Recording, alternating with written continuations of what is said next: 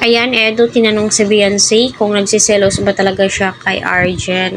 So, alam nyo, napapansin ko kay Eds ay napaka-prangka po niyang tao. So, ang sarap siguro niyang kaibiganin, no? Sarap niyang maging kaibigan. Kasi alam nyo, mas maganda kapag yung kaibigan mo prangkahin ka kung ano yung gustong sabihin niya or hindi kanya titirahin patalikod, di ba? Mas pangit yan.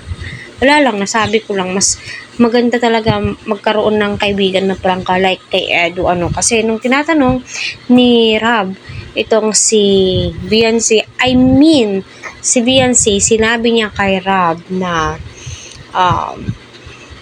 itong si Eds ay mabait, ganito ganyan, kasi nga daw po, sinabi siya ay nagsiselos. Hindi po nagsiselos si Beyonce. Aminin po natin sa sarili natin kasi maganda po si Beyonce. Alam niyo kung sino nagsiselos? Ako. Charot, hindi. Yung mga viewers po, no? Yung mga supporters po. Kasi nga po,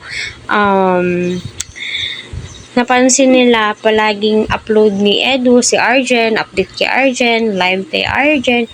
Syempre, nasa hospital si Arjen. Ina-update po ni Edu ang mga supporters ni Arjen, sponsors niya, viewers niya, may nagtatanong naman po. So, normal lang mag-update si Eds.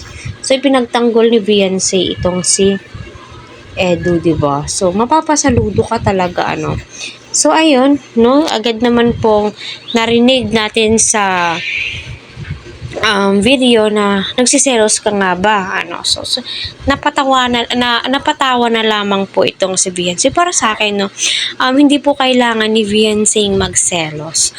Unang-una, si Arjen ay beneficiary ni Eds at kapatid na po yung turing niya sa mga tinutulungan niya. Wala na pong iba, wala pong mali siya doon. Ang importante, si Beyonce ay nililigawan ni Eds. Ay, hindi po pala. Ka-love team ni Edu. Yun po yung pinaka-importante, diba? Kaya, di po natin kailangan pagsilosan si Arjen, bagko, suportahan na lang po natin yung mga vlog ni Edu patungkol kay Arjen. Kung ayaw nyo naman po, nasa sa inyo pa rin po yun.